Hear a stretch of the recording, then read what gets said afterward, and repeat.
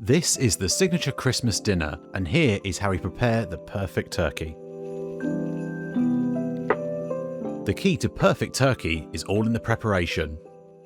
To create the brine, add 400 grams of table salt to 4 litres of water. Then add in the aromatics. Soak the turkey in the brine for 5 to 6 hours.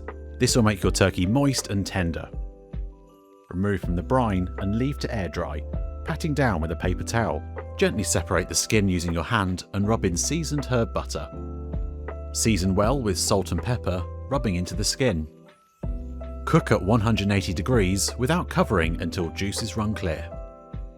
Rest for at least 45 minutes before serving, and then slice and enjoy.